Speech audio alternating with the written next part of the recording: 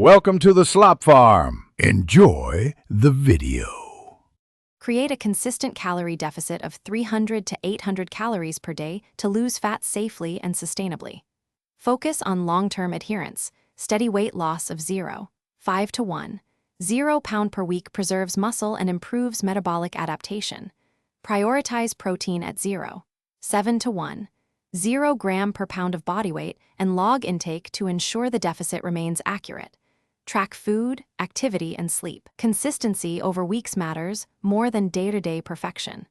Adjust calories every 2 weeks based on measured progress and avoid extreme diets that sacrifice nutrition.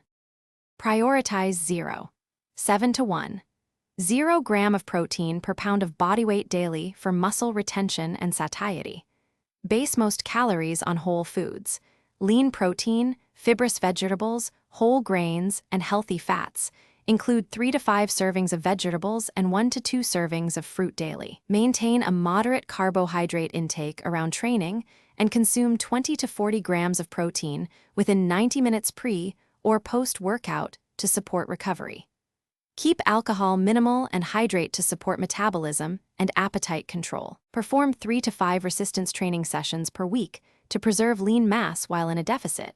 Prioritize compound lifts and progressive overload. Include 2 to 4 cardio sessions weekly, mixing 20 to 30-minute high-intensity interval training with 30 to 45-minute moderate sessions to increase calorie burn without excessive recovery cost. Sleep 7 to 9 hours nightly and limit chronic stress to reduce cortisol-driven fat retention. Schedule active recovery days and mobility work. Reassess training and nutrition every 2 weeks and adjust based on progress. Thanks for watching. Consider subscribing if we helped you today.